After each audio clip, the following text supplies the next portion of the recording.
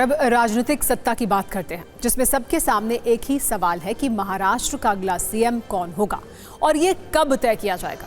अगर महाराष्ट्र की मौजूदा स्थिति पर कोई फिल्म बनती तो उसका नाम होता महा इंतजार। यानी नतीजों के 10 दिन के बाद भी सीएम के नाम का ऐलान नहीं हुआ। विपक्ष सवाल पूछ रहा है, कार्यवाहक सीएम एकनाथ शिंदे अपने गांव में जाकर इतने बीमार हो गए हैं तो वो मुंबई वापस नहीं आ रहे। और सूत्रों के मुताबिक आज देवेंद्र फडणवीस और अजीत पवार दोनों दिल्ली आ सकते हैं, अमित शाह से मुलाकात करेंगे। वो दिल्ली पहुंच चुके हैं। अब सवाल यह है कि महाराष्ट्र में मामला कहां फंसा है, क्या शिंदे अड़ गए हैं? सार्वजनिक बयानों की बात करें तो महायुति के सभी नेता ये दावा कर रहे हैं कि ऑल इज वेल है, यानी सब कुछ बहुत बढ़िया है और जल्दी सरकार बन जाएगी। लेकिन ये घड़ी कब आएगी ये कोई नहीं बता रहा। शिवसेना प्रवक्ता संजय सिरसाट का कहना है कि सरकार गठन से पहले कई मुद्दों पर बातचीत होनी है। इसमें गृह मंत्रालय समेत कई और मंत्रालय शामिल हैं। एकनाथ शिंदे जी की तबीयत थोड़ी ठीक नहीं थी।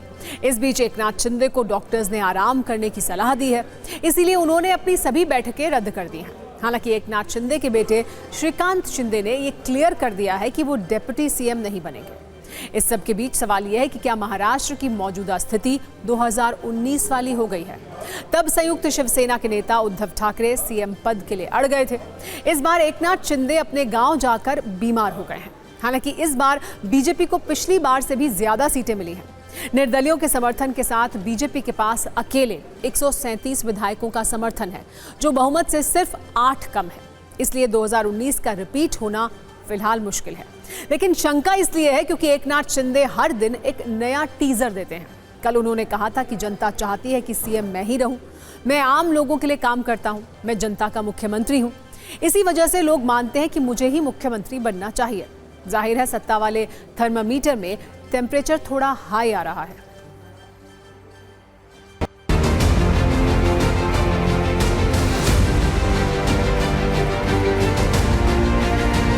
पूरा समर्थन मैंने ऑलरेडी दे दिया है पूरी तरह। मैंने मेरा समर्थन दिया है, उसके लिए कोई किंतु परंतु नहीं है। पूरा स्पष्टता से मैंने कहा है, मैं पूरी स्पष्टता से मेरी भूमिका व्यक्त करने वाला कार्यकर्ता हूं। अभी मैं एक ही बात कहता हूं, सरकार स्थापित हो जाएगी, अच्छी तरह से हो जाएगी। कोई किसी में हमारे सभी तीनों दलों में समन्वय है। और हमें क्या मिला और इससे ज़्यादा हम जनता को क्या देंगे, महाराष्ट्र को क्या देंगे? अभी हमारी जिम्मेदारी बढ़ गई है, क्योंकि महाराष्ट्र की जनता ने हमें भर भर के दिया है। अभी हमें उनका विकास करना है, ये योजनाएं को आगे बढ़ाना है। इस पे पीछे हम काम करेंगे।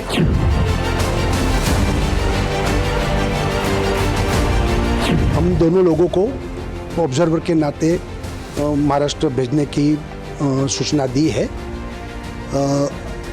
महाराष्ट्र में पार्टी के नेता चुनने की जो प्रक्रिया है, वहाँ एज ए ऑब्जर्वर हम दोनों जा रहे हैं। पूरा हाईकमांड को बताएंगे और फिर हाईकमांड जो कहेगी उससे हम वहाँ के नेता चुनते हुए जाहिर डिक्लेयर करेंगे। एकनाथ शिंदे जी और अजीत पवार ये कोई बीजेपी के मित्र नहीं, ये गुलाम है और गुलामों को समझौता ही करना पड़ता है। गुलाम अपने मालिक से, अपने आका से आंख दिखाकर बात नहीं कर सकता, आंख झुकाकर बात करना होता है। और नरेश मस्के हो चाहे जो भी हो, एकनाथ शिंदे की उतनी हिम्मत नहीं है कि वो नरेंद्र मोदी जी और उनकी सरकार को आंख दिखा दें।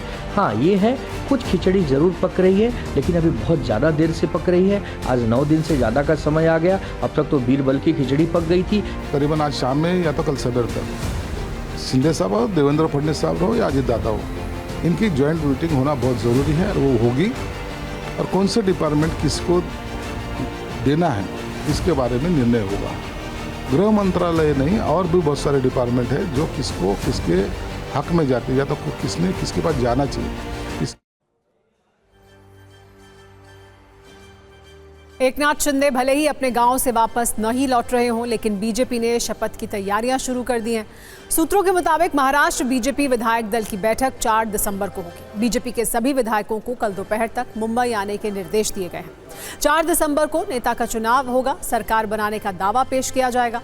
5 दिसंबर को शपथ ग्रहण समारोह हो सकता है। महाराष्ट्र बीजेपी विधायक दल की बैठक के लिए पर्यवेक्षक नियुक्त कर दिया गया है। वित्त मंत्री निर्मला सीतारमण और गुजरात के पूर्व सीएम विजय रूपाणी को केंद्रीय पर्यवेक्षक नियुक्त किया गया है। इतना ही नहीं, आजाद मैदान में शपथ ग्रहण की तैयारियां शुरू होने लगी हैं। कौन होगा महाराष्ट्र का मुख्यमंत्री, इस पर बेशक सस्पेंस बरकरार हो, लेकिन महाराष्ट्र का मुख्यमंत्री शपथ कहां लेगा, इसको लेकर तैयारियां जोरों पर हैं। आजाद मैदान में मौजूद हूं और यहां पे आपको जहां तक नजर जाएगी सिर्फ और सिर्फ एक बड़ी तैयारी हो रही है इस बात को लेकर कि ज़्यादा से ज़्यादा संख्या में लोगों को यहाँ जुटाया जाए और लोगों को लाने के बाद यह बताया जाए कि महाराष्ट्र का मुख्यमंत्री जो भी कुछ हो रहा है उस शपथ ग्रहण के लोग वहाँ पे ऐतिहासिक गवाह बने, और इसको लेकर एक बड़ी तैयारी चल रही है। इसके साथ ही एनडीए के घटक दलों को भी 5 दिसंबर को होने वाले शपथ ग्रहण समारोह में हिस्सा लेने के लिए बुलाया गया है